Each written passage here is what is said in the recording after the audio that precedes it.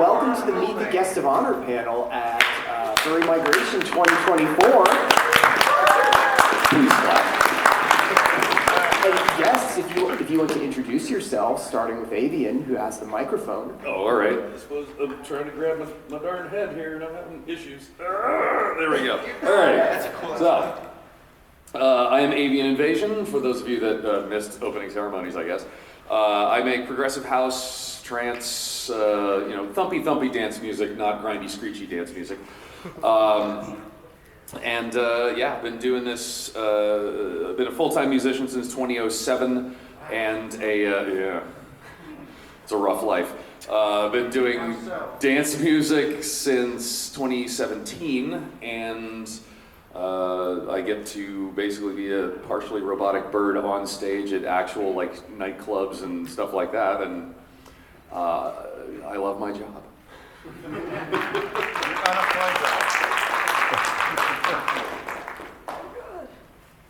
I'm gonna do my best. Oh my god. Here we go. Hi, I'm Erie. I'm head of Confetti Art Studio. I do all of the badge artwork that you guys are currently wearing right now. I also did the comic book for this year. I've been working with conventions and doing artwork for them since 2018.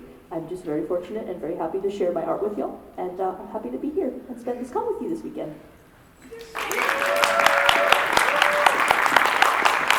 I'm Saberspark. I'm a YouTuber. I talk about animated movies and shows, the particularly bad and cringy and weird ones. But that's fun. If you ain't cringy, you ain't living, all right? This is my first time being a guest at a furry convention. I think it's gonna happen inevitably. Or so my therapist says. But it's great to be here at the community. Again, first, it's so sweet and nice and accepting, and I'm just really honored to be here. So thank you all for having me. Looking forward to sharing this weekend with you all. No, keep the microphone. I want to go in reverse. I want to go in reverse order for the next question. The next question I got, because it'll be funny to hear you answer, is how did you find Furry? How do I find Furry? Yeah, how did you find Furry? We found you. They found me. They found me. All right. No, I mean, honestly, I feel like it goes back to I feel it's a very similar thing where we just kind of grow up watching a bunch of animated furry stuff.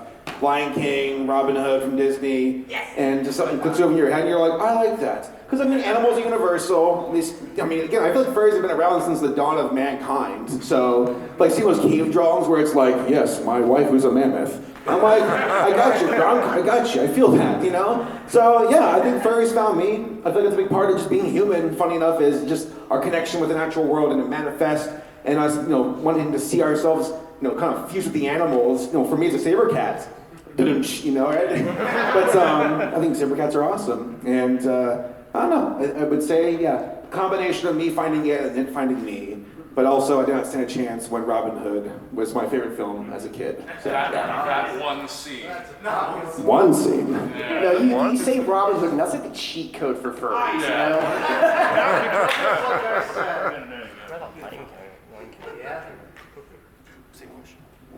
I'm answering the same question. Okay. Yeah, I gotta eat it. It tastes good. Like thoughts and sounds. Thank you. As far as for me finding Furry, I guess I would say Furry found me. I had friends who introduced me to the fandom at age 12, and I went, that's weird, and then approximately fell into that hole 9 years later. So that sounds about right. That's a tradition. Yeah. I must be the only one who found Furry then, because I've been a furry since 1994. So yeah. So believe me when I say I found it in AOL chat rooms. Back when I'm part of the furry AARP group at this point. Back when AOL was still pay by the hour too. So my parents had conversations with me about how much of a phone bill I was racking up. But I've always been very interested in birds, very interested in humanoid animal characters, usually the Don Bluth characters, like you were saying, like Robin Hood and whatnot, like anything Don Bluth did for Disney or for his own studio, like his representations of animals, the motion, the expressions, spoke to me way the heck more than the dumb fleshy humans that were supposed to be the focus of any given show. Yeah, I had imaginary friends when I was a little kid. They were always 6-foot tall birds that I would talk to. And one magical day, I opened up the monster manual for Dungeons and Dragons, like one of the original editions, and the first creature in there is something called an Arakakra. Okay, so some of y'all are nerds. That's good to know. Kudos to whoever made that one for naming it a species with 2 A's at the beginning, guaranteeing that it's the first thing in the book, too. That's good marketing right there. But yeah, like for those that don't know, the humanoid bird creature, and the drawing that was in there, just like, this. I want this. So that was all kind of a downward spiral from there. So, where are y'all from, and how are your flights here? Everything okay?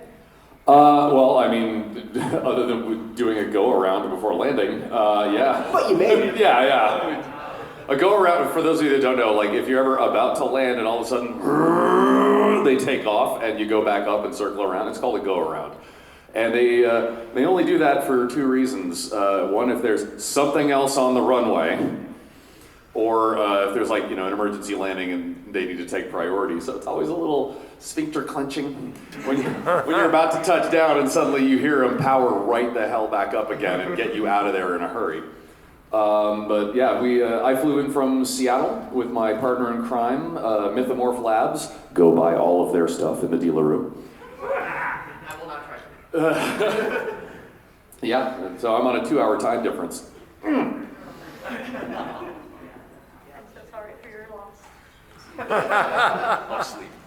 Yeah, so as for me, I'm weird. I come from California, but then I went to Texas, and now I'm in Colorado. So I came from Colorado. So I don't know where I am, actually. Where am I?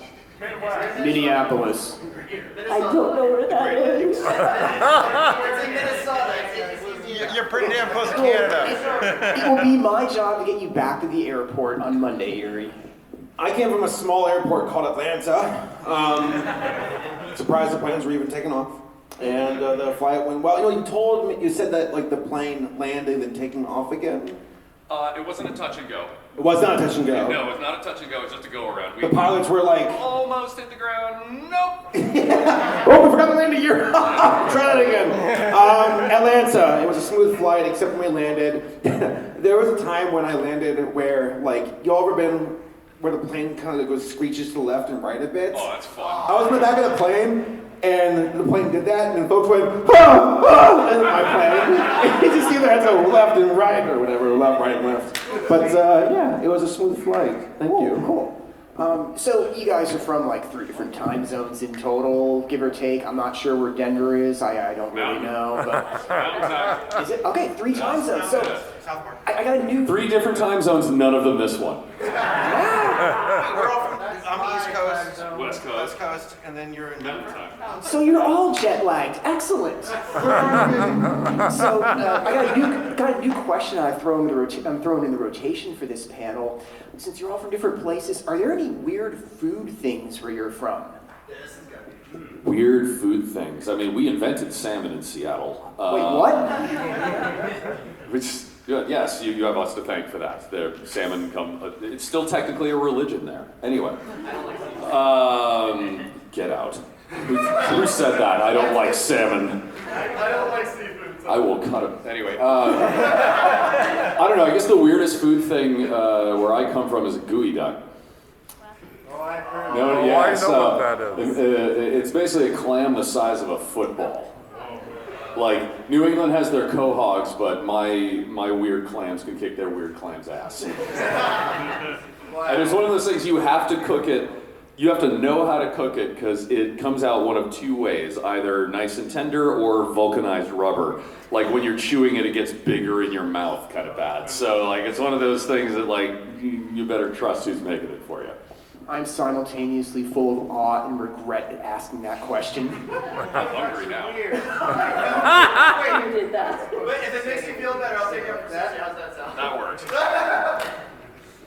Okay, my turn. I'm gonna eat the mic again, so... No problem. Yeah, so I've only been to Denver for like a month. I don't know where I am most of the time for a reason. But I'm gonna pretend like I'm still from Texas. The weirdest stuff I've seen in Texas is probably Tex-Mex. It's like confused Mexican food. They're in denial. That's okay. We'll tell them one day. We'll tell them one day. Not today.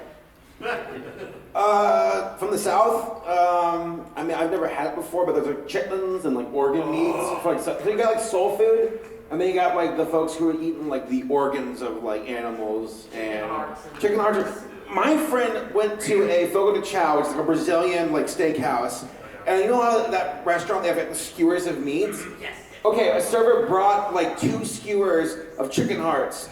About 15 on each skewer. My friend goes, leave both skewers. Wow. I'm like, you're gonna die. Do y'all have gumbo in Atlanta? Are you in the Gumbo's gumbo more zone? Louisiana. Okay, so we got like soul food, we got like chicken and waffles, we got, really good like mac and cheese, collard greens, and all that good shit. and Coca-Cola, I understand. Yes, Coca-Cola. We got like 3 companies who rule George with an iron fist: Delta, Coca-Cola, and Home Depot. And Chick-fil-A thinks it has a seat on the table, but not on Sundays. So let's talk a little about like what you all do. Is this like a full-time job? Is it a combination thereof?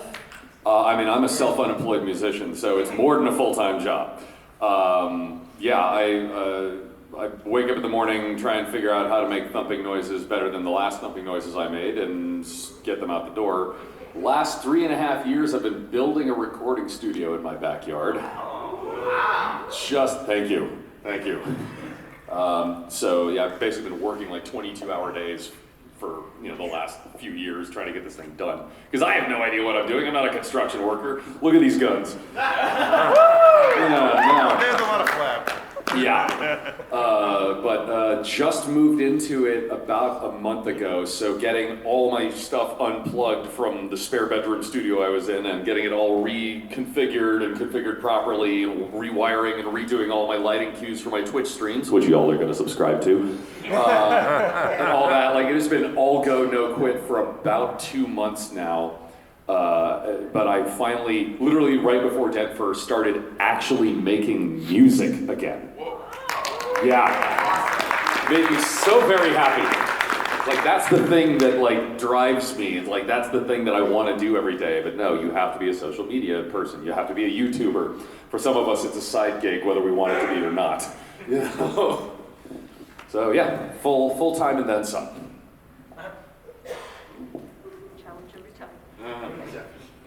Yeah, so I'm not nearly as exciting or interesting. I actually just work a full-time job. I have a part-time job, so working 2 jobs, besides being a dog, which is definitely a full-time job.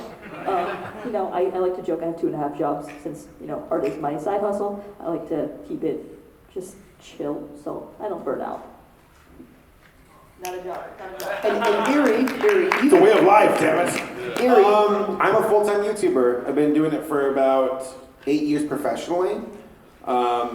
I make animated reviews about animation. We try to get a video out once per week, about 20 minutes long, give or take. It's been an interesting journey as far as like how YouTube was saw. People would see back in the 2010s as, oh, that's a cool little hobby, whatever. And then in like 2016, I feel like everything turned over. I remember my folks being like, oh, Steven, enjoy your hobby. When will you get a real job? And then one day I got a call from my dad. He was like, Steven, what do you do again for a job? What is the internet again? Tell me about this. And ever since, I'm not sure if you all can like relate. I'm sure you all can, but you all have like relatives or friends who are like, you're good with the internet. Can you help me become famous? Help me upload these TikToks. What should I do? That's definitely the energy I got from my family and folks. But I do it professionally. I'm very blessed. I'm very lucky to do what I do for a living. So, yeah. I actually have a question for you. Yes. Do you have a staff? Yes. I've got about, I'd say, they're all, they're not employees, they're freelance. So 1099, contractors, whatever. I have about 10 editors, but we rotate a lot though. We got multiple editors working on multiple projects. I have an audio editor / producer. I have writers who also do 1099s. and then I get to sit in my third yacht all day and bark orders at them. I'm joking, it's my second yacht. But When about did you actually get to the point where you could bring on other people to help? I mean, I'm not a good editor. There used to be a time when I feel like for every person who finds like online success, you kind of get that first burst of like unwavering energy, and you do so much on your own, but you can't do it forever. And that was the case for me. I did writing, researching, recording, of course, and editing all my own. 6 out of 7 days a week, I'd take like Sunday off, like God. And Chick-fil-A. But I, after a while, realized I'm not good at editing. And I hired editors. It's kind of like, it's like an evolution. I hate to give capitalism props, but no, it was like the evolution of, okay, I can, expedite this to editors who are quicker and faster, and we can divide and conquer. A big part of that was getting sponsors on my channel, which I'm sure everybody's like, oh, you do sponsors? Damn. But they, Ridge Wallets, and Raid Shadow Legends. But, Your current one, Helix Sleep. what's that? Helix Sleep is your current one. Helix Sleep's, no, they're actually really good. But honestly, it's like a gradual growth where eventually you have enough of a surplus. You're like, I can take this money and have editors make more videos quickly.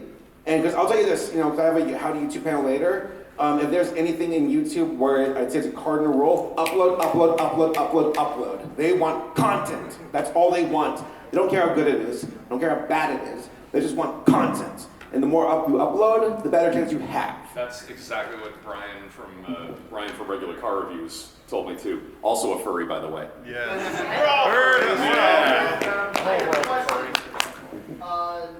You have like 2 million subscribers now.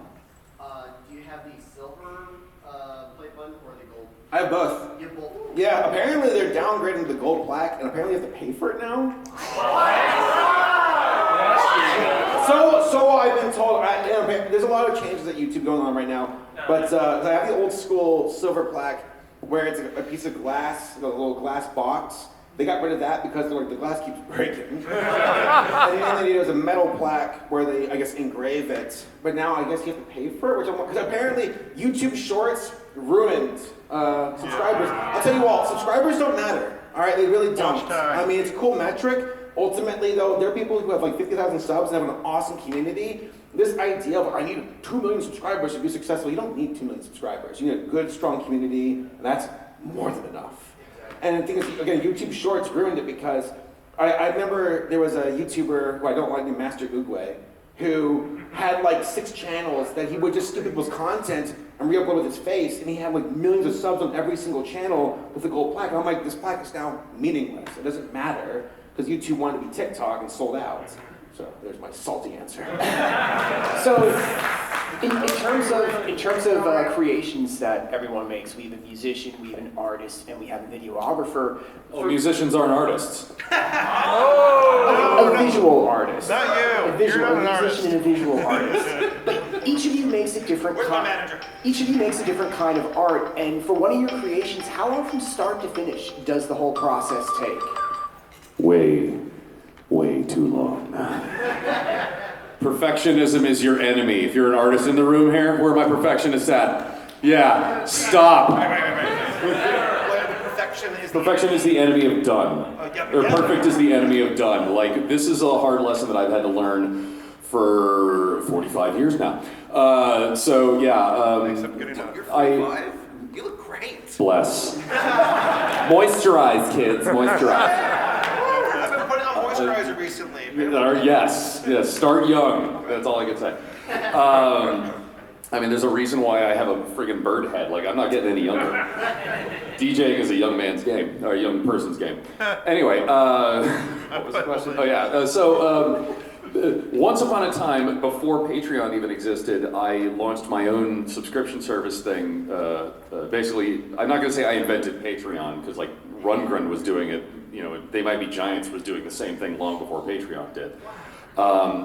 And I promised 2 new songs every month to my subscribers. Yeah, so if you think about it, that's coming up with an idea, writing, producing, like actually doing the recording, engineering and releasing a song every 2 weeks without fail. That's 104 songs, sorry, not 104 songs, that's 26 songs every single year behind the paywall. So on top of that, I still had to be releasing stuff to the general public and booking shows and going to do those shows and never getting sick and never going on vacation. Almost killed me. So yeah, I'd say these days it's probably more like a song a month. Although again, recording studio, in the last couple of months now, jack squat has gotten done in that studio, other than streaming.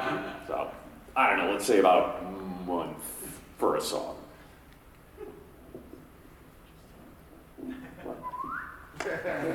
I got it.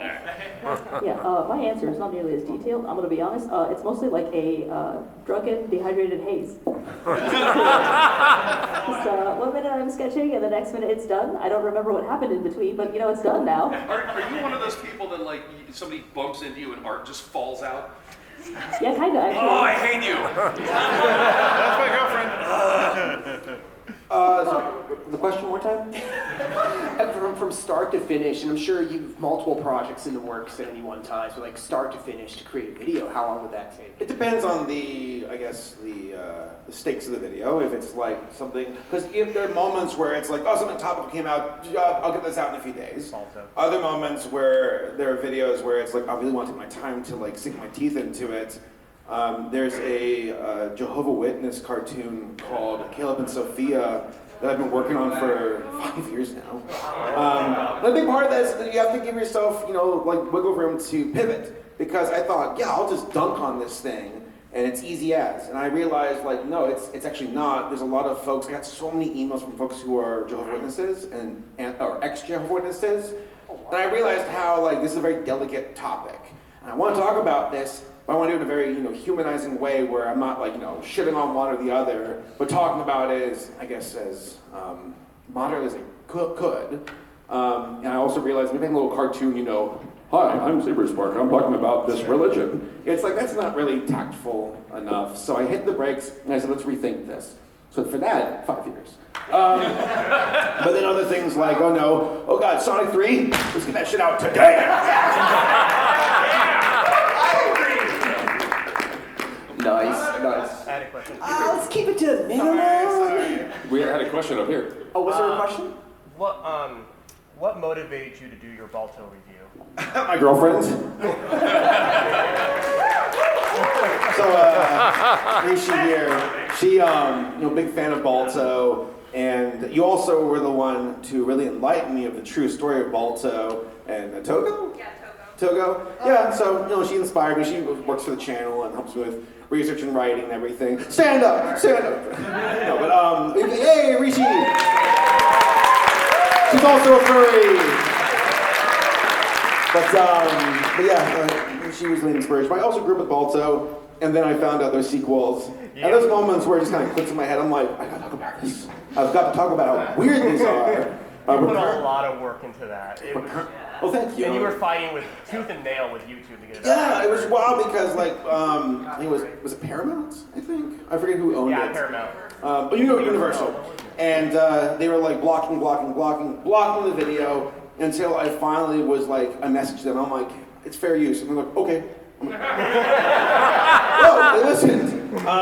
But we're currently working on a video about the Land Before Time franchise.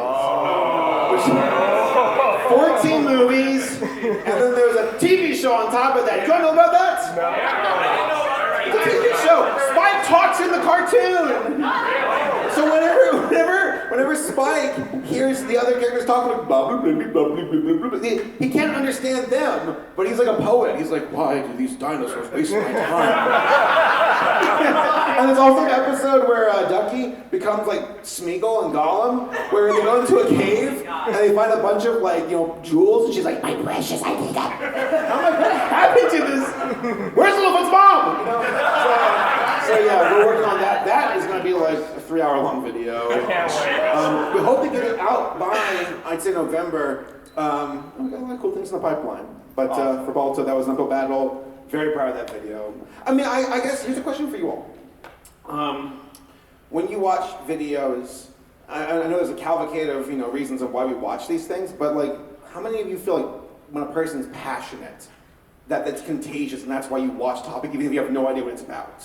Do y'all feel a vibe on that? So whenever I see like the advent of AI, I feel like it can never replace human passion. Because that's part of what makes us, living, breathing creatures. It's like, no, I want to nerd out about sonic, damn it. Good luck, robot, you can't keep up with me. I think that's a big part. I'll just say that right now. For the folks who fear AI, it can't replace us when it comes to our, actual passion and what makes us human. Yeah. On that topic, you guys know what AI fears? Magnets. So in terms of questions from the audience, we're actually going to open up for questions in just a couple of minutes. I have a couple more questions for y'all. I wanted to ask, for what you do, did you go to school? Are you self-taught? Is it some combination? And I know what Avian's going to say. Yeah, I was going to say I went to way too much school. I started taking piano lessons at age 5, so a million years ago in the 80s.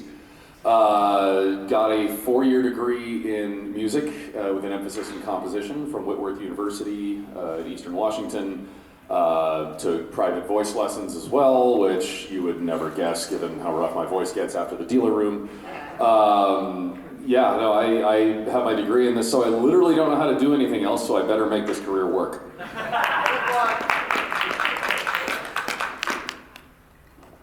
have another question. Self-taught The question was, did you go to school, or are you self-taught, or some combination? Sorry, I got distracted. I was busy eating this. Waka waka waka. I did my best. I thought it was ice cream. All right. As for self-taught, I was self-taught. I did go to college for some school. Eventually, dropped out. I don't have a fancy paper to put on my wall. Disappointing. But I've been drawing since I was 5. Somebody handed me a rainbow pen, and because my little brain was just like, that's colorful. Clearly, that's what was going to happen after that. I went to school for political science. I brought you all down. I'm not the president. I picked poli-sci because I asked what requires the least amount of math for a major, and they said political science. And I'm like, I'll do that. No, I almost flunked out of college. I finished after 5 years of doing it. It's weird because I feel like there's really never a trajectory that's like, you have to do this to succeed. I feel in a lot of ways I felt upwards and got lucky where because of I was a sociology minor, and that was the path that led me to talk about like My Little Pony and bronies back in the 2010s. Hey, there you go. The furries are like, son of a bitch. I did a video called Battle of the Brony back in the early 2010s about the Brony fandom. And that's what launched my YouTube, prospects that eventually became my career in the mid-2010s. And in that regard, it's like, okay, going to college affected it, but it wasn't like, come to YouTube, major, and you'll take this and you'll succeed forever. I feel like college is kind of overrated in a lot of ways. I think a lot of us are told, if you do college, you will succeed. And it's like, for some folks, yes. For some folks, no. A lot of it, though, the idea of being self-taught, and tutorials. There's so many folks who I know who never went to college, and they're some of the most talented folks I've ever met and known because they went through their own merit of saying, I'm gonna learn and become the best at this. And that really shines. So never sell yourself short on your own self-worth and merit and how you can just hop into a new field, and if you really want it, you can achieve and grow and make it. So, also, college, that sucks. Add something to that, yeah. I spent a little time in the South. My friend in Belmont. All right. Oh, the great coffee shop right outside of Belmont. It's wonderful. Anyway, we used to do our furry meetups there. I was doing the piano rock thing for 15 years. Played as a sideman to a bunch of acts and whatnot in Nashville. And the thing that I noticed between the self-taught people and, I'm just going to say Berkeley grads, because all the schooled musicians, they all came from Berkeley up in Boston and and dropped out about 3 days before graduation. So for some reason, it's the same story for all of them. Don't ask me why. But the difference that I noticed is the ability to articulate concepts. So if you're in a rehearsal session or something like that, and you can throw out music theory concepts that other people will immediately get. And the self-taught people, it's a coin toss whether or not you have to sort of explain to them what an arpeggio is. Like, no, you're just going up and down the fretboard, like, oh yeah, no problem. And they can do it, they can do the hell out of it, but the terminology seemed to be sort of a stumbling block more than anything else. Other than that, yeah, there were like self-taught people busking on the streets that could play their instrument way the hell better than I ever could after 25 years of, formal lessons. So it all depends on your passion and whether or not you actually practice. So, last question before we open the floor for questions. And this one has a conditional. So the question is, over the years, how has technology changed what you do? Has it helped you? Has it hindered you? And the conditional is, that excludes AI, because that's a whole separate topic. I mean, I'm a musician, so duh. The reason that I got into this business at all was because of the technology.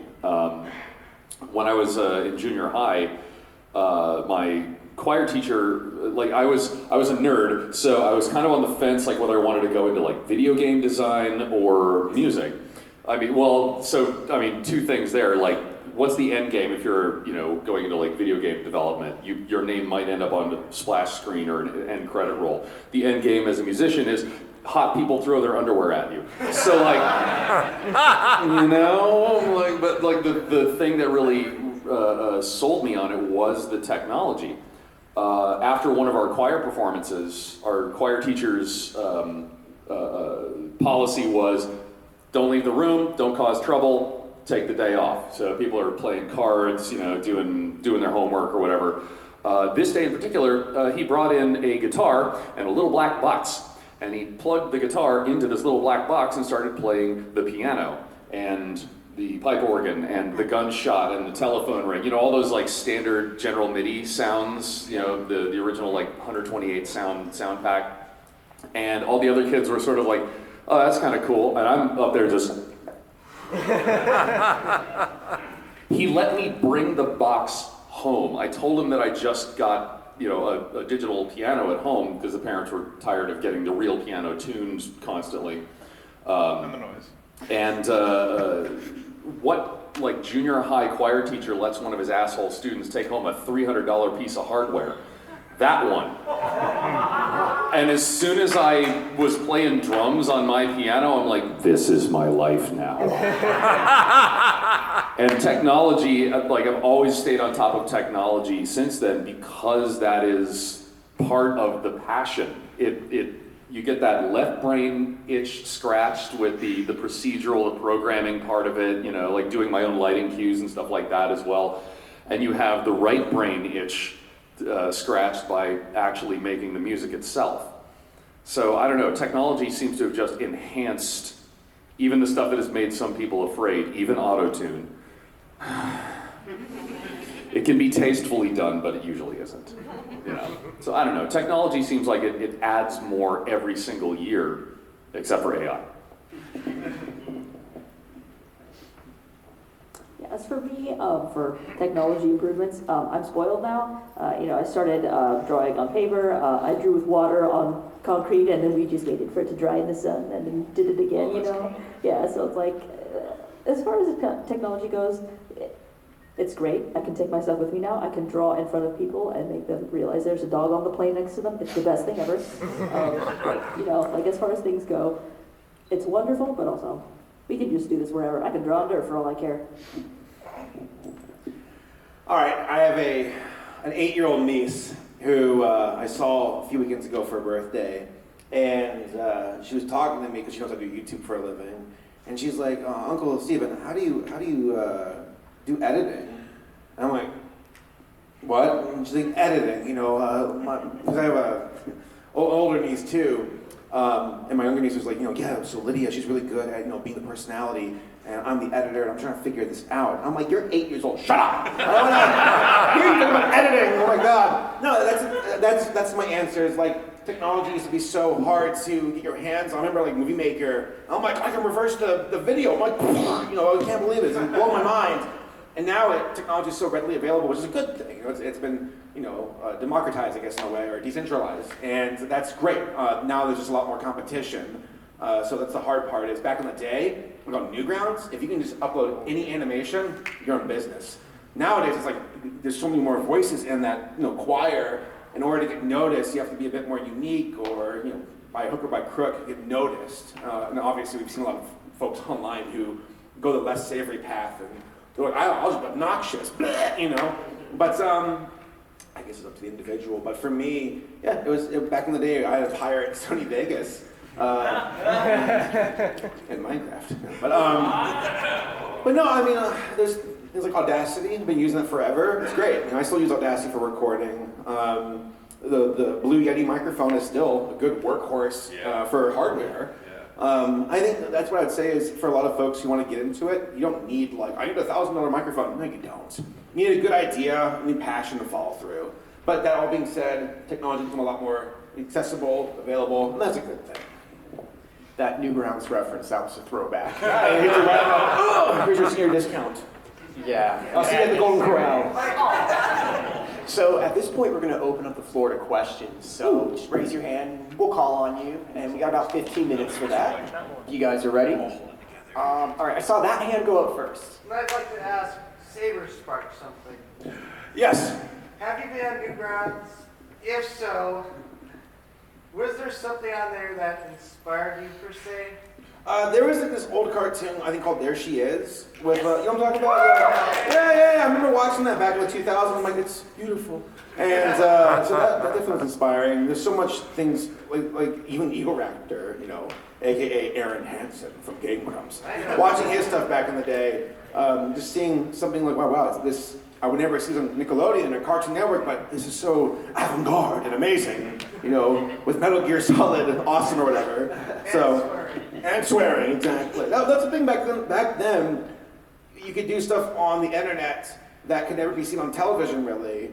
And that's still kind of the case to this day, like seeing Hell of a Boss on YouTube. And it's you'll never see that on TV, really. Maybe on Adult Swim, if even that. It'd be bleaked out, though. It's true. That's my answer. All right, that's all I gotta say. Yep, and I saw, on the other side of the aisle, that was the next hand I saw. I wanted to ask all of you, what is your favorite part of your own creative process? We're gonna let you go first. I'm responsible, I got this. For me, I like to do my sketches mostly, just because it's quick, it's messy, it's probably the most organic portion of the process. You can really put your emotions, your feelings into it, and then at the end of the day, if you're like, well, that was too revealing, gotta nix that, you don't have to follow through. But it's just so nice to get it out there. I mean, for me, just getting a damn thing done.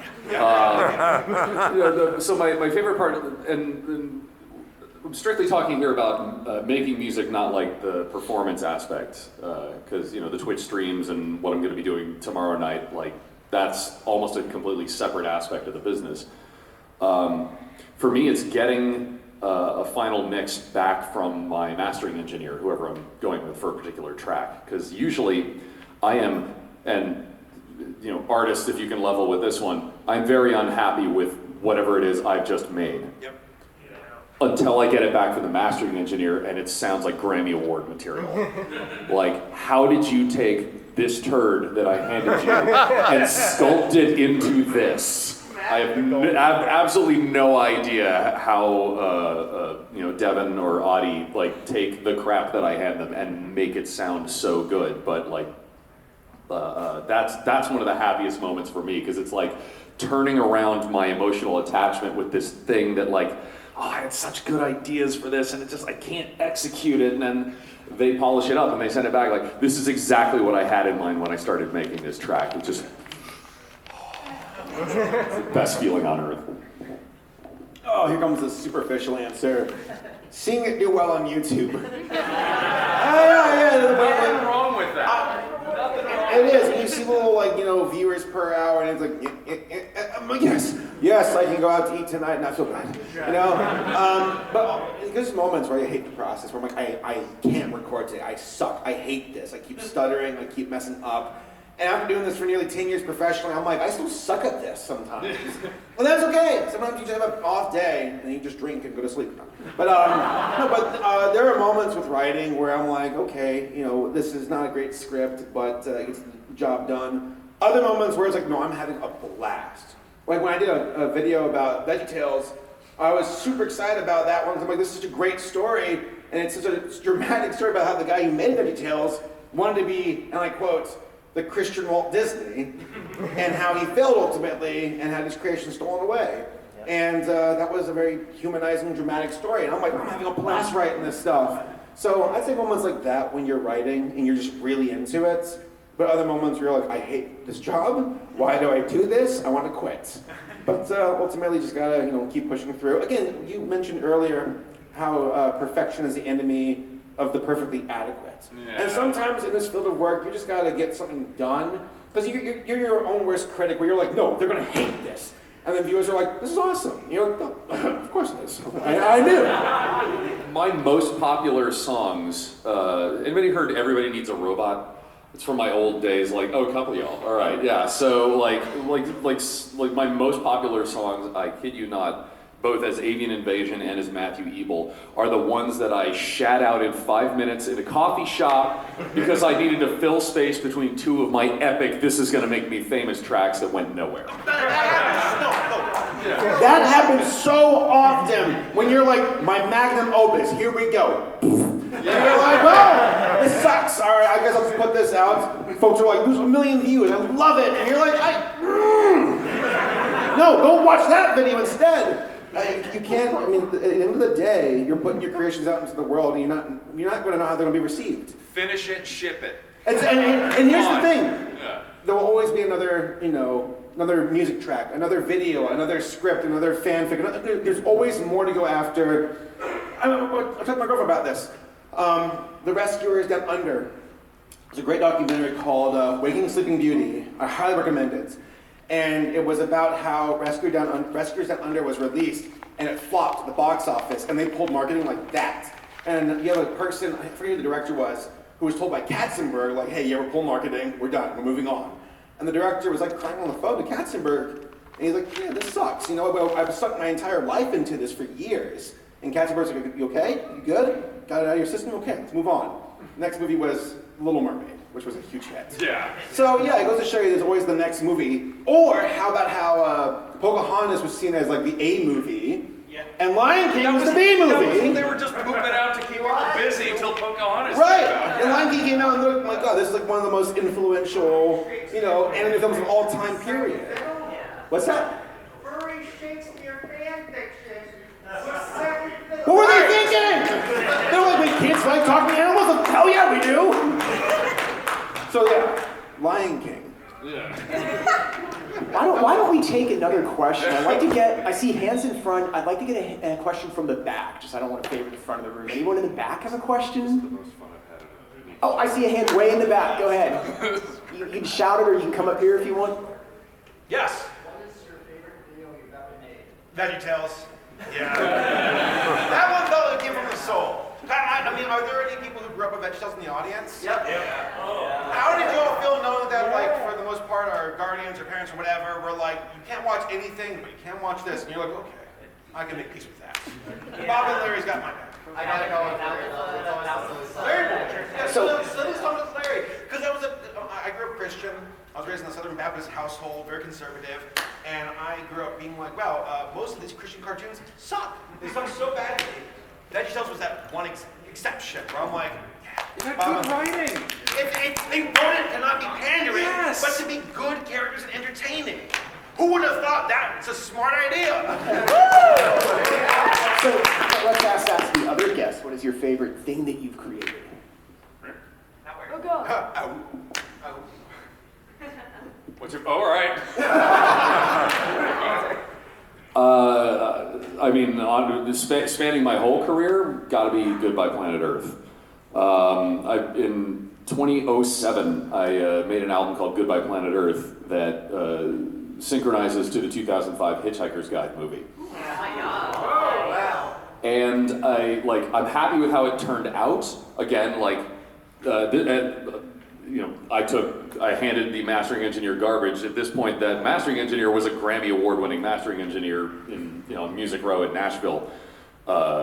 So he managed to turn it into something that sounded really good, and the creation process for that was the most focused I've ever been, because I have the movie in front of me, imported it into Logic, so I'm scoring directly to the DVD rip and all that, so I can get cues synced up and stuff like that. I had a goal, I had a set timeline, I had parameters to help rein in the choice paralysis effect, the dreaded blank page for some of you artists.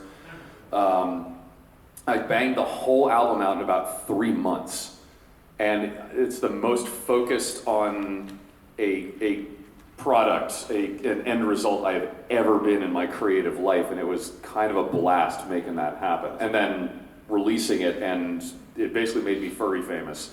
I was made a guest or a guest of honor at a bunch of conventions, and people were people knew the lyrics to my songs, and I had never met these people before. That never happens. It was the first time that ever happened for me. So yeah, I guess Goodbye Planet Earth, which you can still get on Bandcamp and Spotify and all that.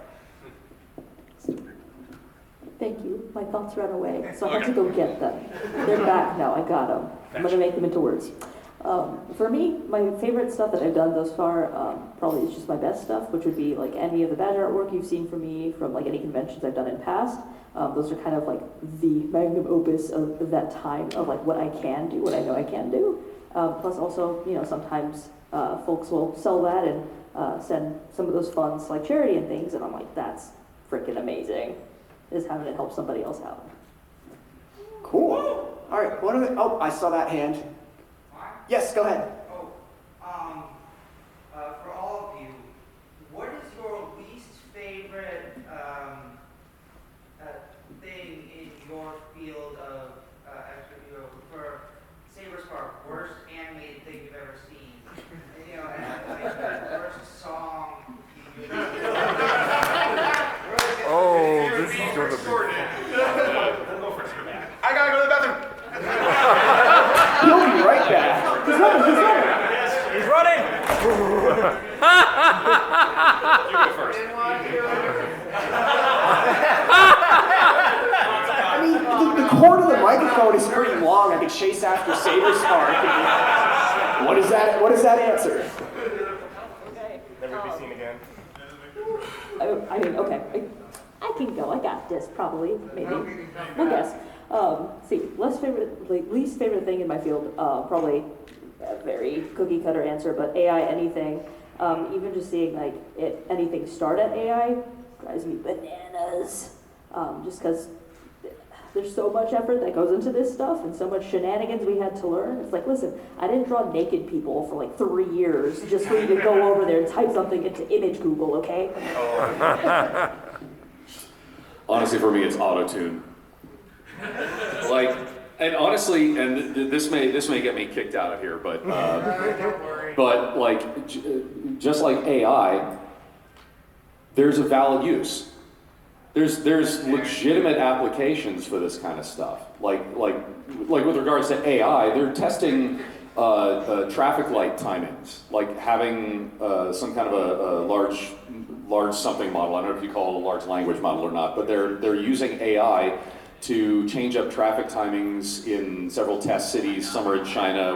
I think parts of downtown Seattle went through this, and AI is improving traffic flow, keeping people idling less, so it's better for the environment, getting people moving through downtown faster.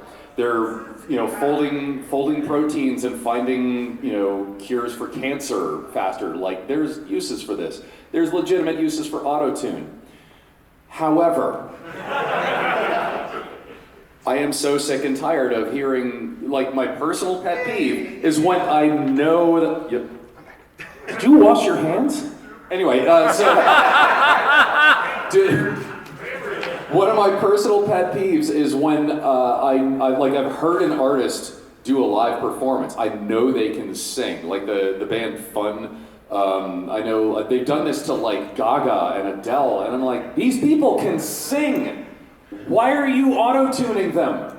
Would you auto-tune Tom Petty? No. That would sound horrible. It would ruin the whole vibe. Like, why did they lay it on so thick and like, oh, people can't hear it. We can hear it. All right, your least favorite thing about your industry? Least favorite thing about my industry? Well, I was going to ask about, I was actually, your subject of animation, which is the worst one. Oh, Finding Jesus. For those who don't know, have you heard of a movie called Finding Nemo? Yeah. Are you all familiar with how certain films like to rip off successful films? Yeah. There was a really terrible movie that tried to ape off the success of Finding Nemo called Finding Jesus. And it's some of the most, just static animation I've ever seen. Worst part of them is a sequel called Finding Jesus 2. And it's bad. Wait, did they not find it? Did they lose him after the first one? What happened? Oh, because of that, How do you sequelize Jesus? Christians have been trying for a long time. The Book of Revelation. No, but it's just a bunch of boring ass Bible stories and quotes with fish going, I love Jesus. It was terrible. That was the most, I would say, insulting, worst thing I've ever seen. Bad animation, bad writing, bad everything. And one of the voice actors anonymously reached out saying, yeah, I worked on it. The production sucked. I hated it. Is it like freaking Hard to Save Easter or whatever, where it's just a bunch of people talking to each other? Yep, statically standing around. The models weren't even made by the studio, but they bought them from other sites. So the models are all different. Stock Unity assets. Yeah, absolutely. Why is that shark literally from that fish? There was literally a sushi roll with the most racist accent ever. So it's also racist on top of that. Why would a sushi roll be talking to a fish? I have to see this now. No, you don't. No, you don't. No, we're not doing a watch party. We'll get a bottle of whiskey. Okay, that's enough of the racist sushi. That is a line I never thought I'd utter. I know! So, time check. We got about 5 minutes left. I think it's going to be about 2 or 3 questions. So I saw that hand way in the back. Yes, you. Yes. Okay, when it comes to maintaining focus, do you feel like it is part of your routine or part of your flow? I'm ADHD, so I've had to come to terms with that over the years. I've been using stimming toys. There are moments where I feel like it's okay, you just have an off day, and you just have to take a break. And then there are other moments where it's like, no, I'm on fire, I'm locked in, let's go. But you have to be understanding of moments where it's like, no, it's an off day. It's okay to have an off day. Go, take a break, go for a walk. I mean, for me, I'll play Helldivers. And then I'll come back here. Oh, democracy! Woo! All right, fine. I have never been diagnosed with ADHD, although I have my suspicions. Don't we all? Right, yeah. I mean, so there are some days where I'll get into the studio and just I'll be banging out a track, it just falls into place. I'm in that flow state, and it's one of the most beautiful places to be. It's like surfers describing what it's like being in the tube, But some days, like you said, it just doesn't. You feel like you're fighting for every measure of something. I'll sit there arguing with a single kick drum sound for 2.5 hours and realize I'm going nowhere. Something that helps is diversification. If I'm having one of those days and I know, nothing productive is going to get done in the studio today, I'll make some new lighting cues for my Twitch streams. It's a creative outlet. I'm not actually making music, but I can put on the lighting designer hat and basically paint with colors inside my studio, and that's something that's directly applicable to the fans because they get to see it and control it during the stream. So it's somewhat productive. It's somewhat bringing in money as well. So Do you feel like there's a difference between okay, I need to critically think versus no, I want to do something kind of zen-like, build Lego or.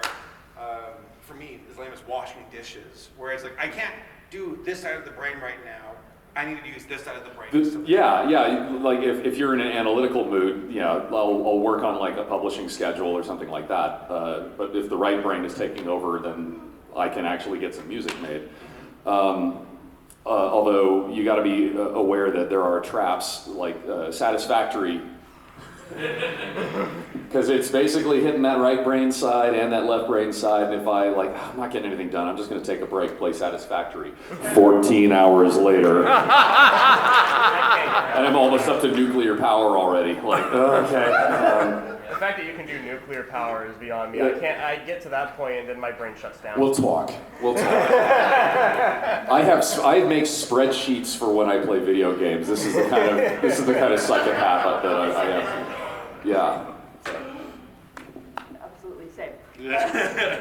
Yeah, as far as for me, I too am of the possession of ADHD, which means that sometimes I'll be drawing on my iPad and then suddenly I've been watching the same movie 3 times for like 6 hours. Don't know what happened, but it's there.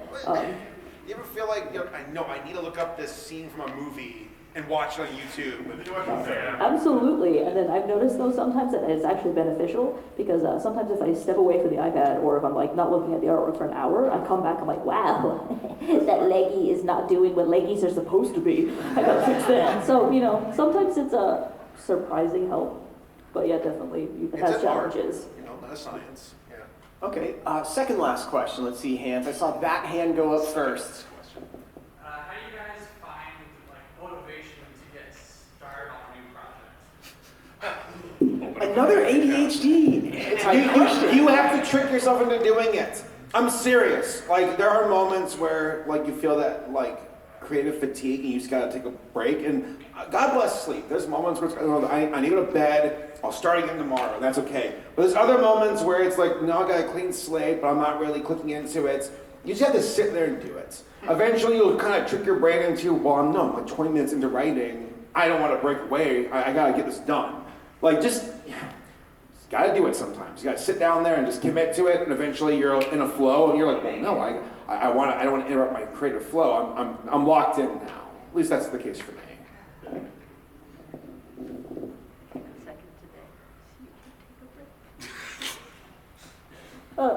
For me, for starting anything, a lot of times if I have to do something, say for example this year, because I've been just so busy with life being life, I had to do the badge art very quickly. So sometimes that required me to trick myself as well into going, no, we're just sketching something completely unrelated. Don't worry about it. And then just kidding. We started. Get to work. We're already here. Let's go. So. The fear of the blank page is real. That paralysis. For me, it's opening up a new template in Logic Pro and okay, kick drum. Now what? If I don't already have a solid just idea, if I can't already hear a song in my head, it's very difficult to get going. That being said, most of the time, all I want to do is get back into the studio and mess around and but even when I'm at a con like this and God, I love my day job because this is some amazing shit that I get to do.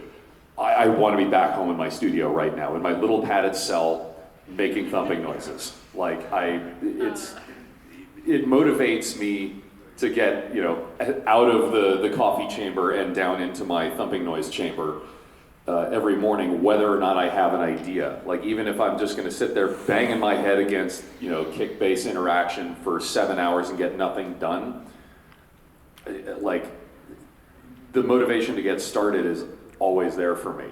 I always want to be working on a music of some kind. So it's never really been a problem, but when I don't have a good solid idea, when I don't have, like I said, if I can't already hear that song in my head, it feels like I'm just grinding gears. I'm just templating. I'm just throwing in, all right, this worked for me in a previous song, I'll throw this in here, I'll use this preset that I've used a million times before, and at the end of it, I'll have a song that I'm not really happy with. And that's usually the ones that people are like, that's my new favorite song of yours. I'm keeping this on rotation on Spotify. Oh, you're killing me here. I don't know if that even came within the same zip code of answering your question, but that's all I got. English is fake. It's good. Yeah. Erie, did you go yet? Yeah. Okay, cool. my attention was also wandering a little because I'm like looking at the time. Are we boring you? No, the opposite. The opposite. Okay, last question. I saw that hand go up first. Go ahead. So, what were your either childhood or present day furry crushes?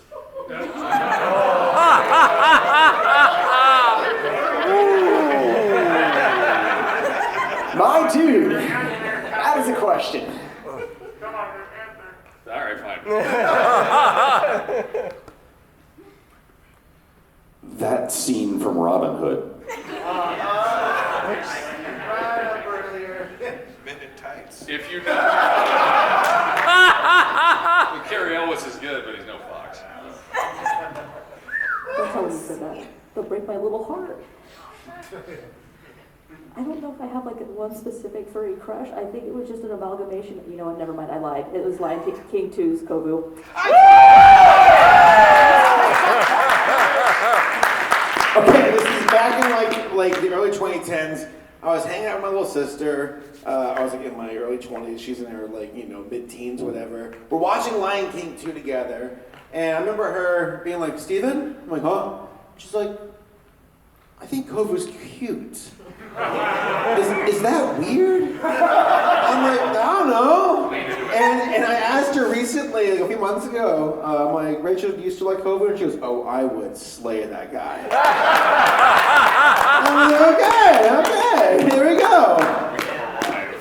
So my answer is for my sister, Kovu. I have a furry smasher pass panel for 18 Tomorrow plus. night? It's tomorrow night. I'll save my answers for then, all right? So that's the end of the questions. We couldn't get to you. We're sorry, but we only have so many hours in the day. Saberspark has graciously agreed to hang out for a few minutes and do additional autographs. For everyone else, thank you for coming to meet our guests of honor and enjoy the rest of the con. You're amazing. Thank you so much.